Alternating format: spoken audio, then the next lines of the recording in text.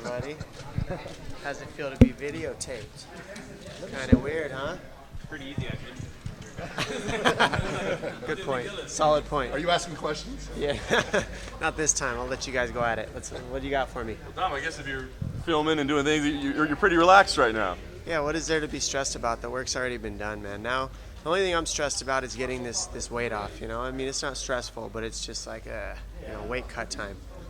I do wonder, I mean, obviously this rivalry's been going on for so long and you guys do get so intense. Does it start to grate on you at some point during fight week where you're like, I'm just done with this guy? No.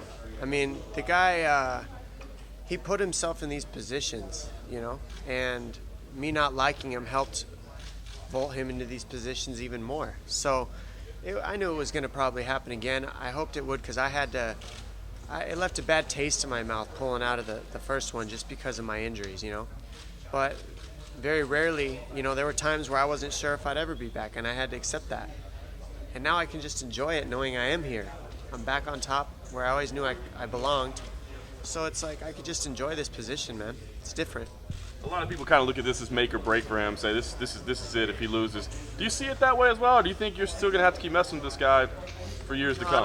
I think after I beat him this time, I won't have to face him again, but I don't think Faber's the type of guy that if you match him up with anybody in the top 5, he could still compete pretty well. He's still up there. I mean, I think he beats his boy Cody No Love, and I think that he beats a couple other people, you know, in the division in the top 5, top 10. So you know, I get the question a lot about deserve, and it's like it's such a silly thing to me because we all deserve to be here. We're all fighting. We're all competing at the highest level. So what is deserve? And what about life is fair in the first place? Nothing.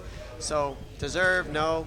But yes, I don't know. That's not up to me to figure out. But what I'll say is he's still one of the better guys in the division. Top 3, top 4, all the time. He stayed in it. So, you know, this is a tough matchup regardless of what anybody might think. And I know what I'm facing, and I'm prepared for it. Does it pain you to admit that he's actually pretty good? No, he can fight. I've never denied that. I've never denied the guy can fight. I just said that I'm better. He refused to fight TJ because he was Team Alpha Male. Do you think he would fight Cody?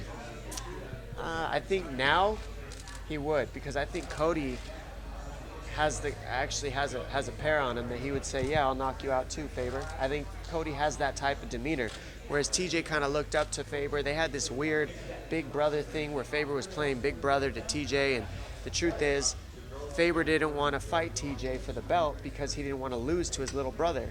Then all his ego, all his credit, he has no excuses if he loses to TJ for the belt.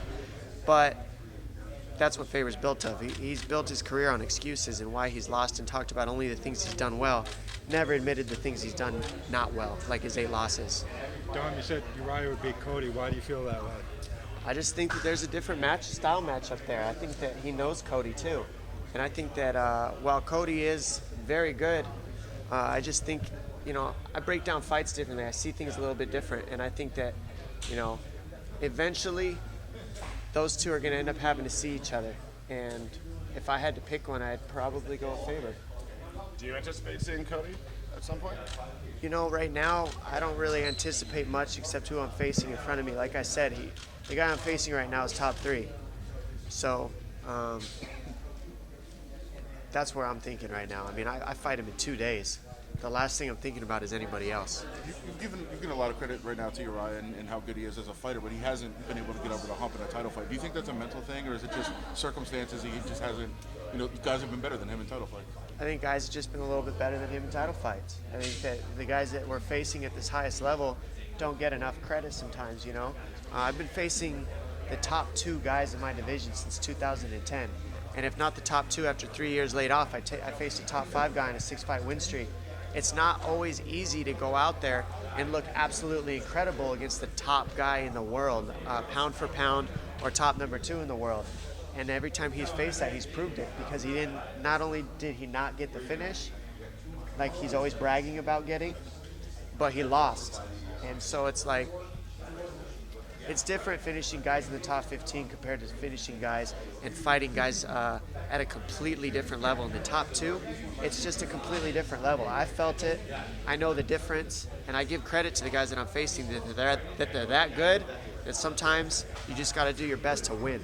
This is the first time in a long time that you've been standing here not answering questions about being hurt and coming back and all that stuff. And now I'm bringing it up, but I mean, is it nice to kind of not have those questions anymore? That now you're kind of back, and you're not dealing with that kind of stuff.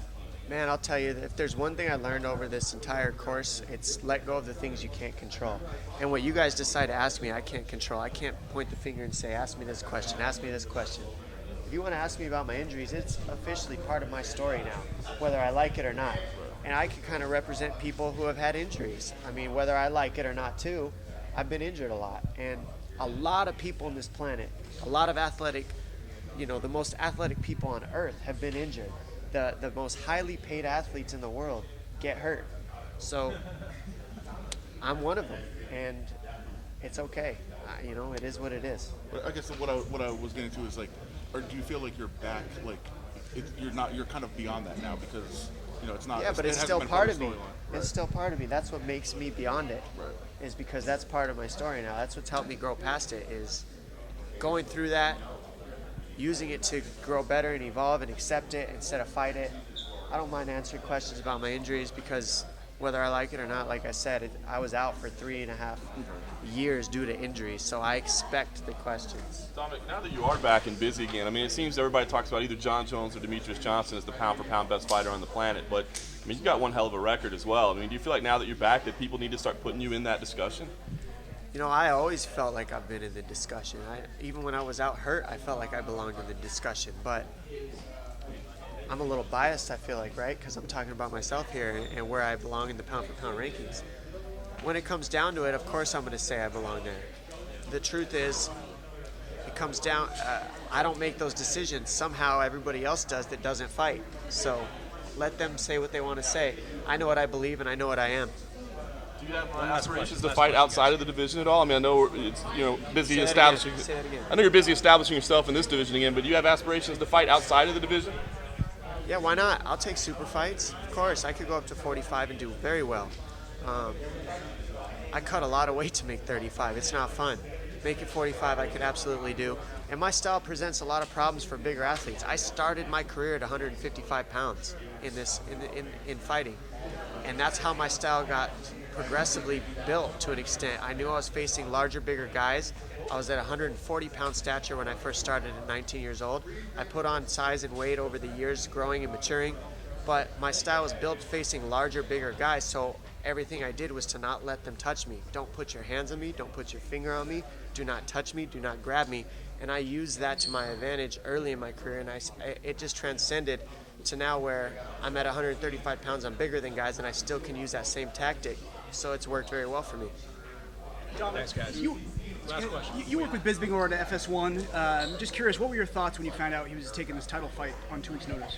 Bisping's an OG, man. He's been in this game so long. He just beat a guy, what's been argued as one of the greatest of all time, right? Anderson Silva, and he beat him. You can't argue the gameness of Michael Bisping. You can't. You can try. You could say, oh, he's just talking, oh, he's this, oh, he's that. The dude shows up, and he's not just talking anymore because he's putting himself on the line on 2 weeks' notice against a nasty champion in Rockhold. Rockhold's no joke. And he said, I'll do it. Let's go. I'm ready for a world title shot. I can only respect that personally. That's not an easy thing to do, and he's got some cojones on him. Thanks, guys. Thanks, Tom.